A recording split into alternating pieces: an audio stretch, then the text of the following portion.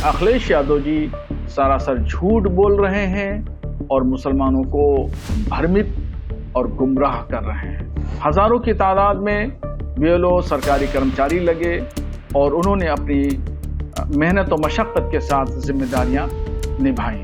SIR में अगर देखेंगे तो मुसलमान आगे नजर आएंगे और हिंदू भाई पीछे नजर आएंगे। समाजवादी पार्टी के लीडरान ये मुसलमानों के महलों में, मुस्लिम बहुल इलाकों, गांव, कस्बों, शहरों में जा जा करके मुसलमानों को डरा रहे थे और ये कह रहे थे कि इस कानून के जरिए तुम्हारी शहरियत खत्म कर दी जाएगी। इलेक्शन कमीशन ऑफ इंडिया ने एसआईआर का प्रोग्राम जारी करके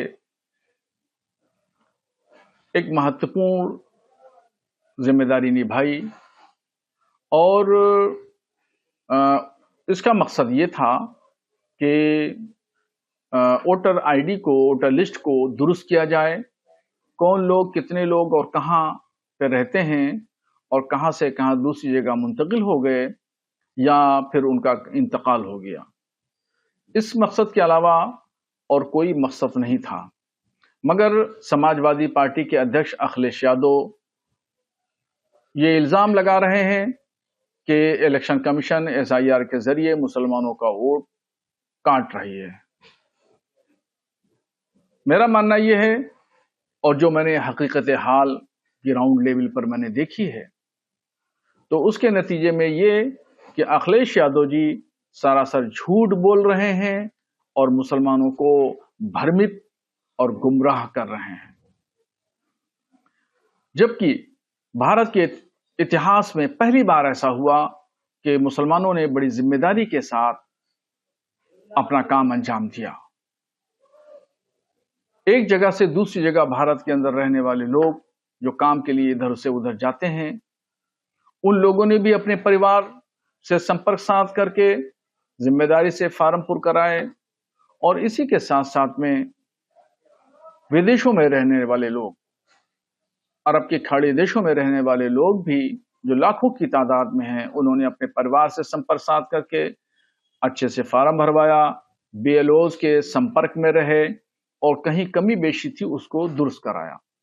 हजारों की तादाद में बीएलओ सरकारी कर्मचारी लगे और उन्होंने अपनी मेहनत और मशक्कत के साथ जिम्मेदारियां निभाई। और वहीं दूसरी तरफ जो हिंदू भाई थे, उन्होंने कोताही बरती और सुस्ती का मुजाहरा किया।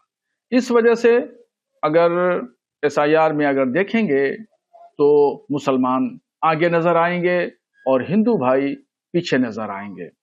उसकी खास वजह यह थी कि गुज़श्ता सालों में सीए और जब एनआरसी का कानून बना तो समाजवादी पार्टी के लीडरान ये मुसलमानों के महलों में, मुस्लिम बहुल इलाकों, गांव, कस्बों, शहरों में जा जा करके मुसलमानों को डरा रहे थे और ये कह रहे थे कि इस कानून के जरिए तुम्हारी शहरियत खत्म कर दी जाएगी।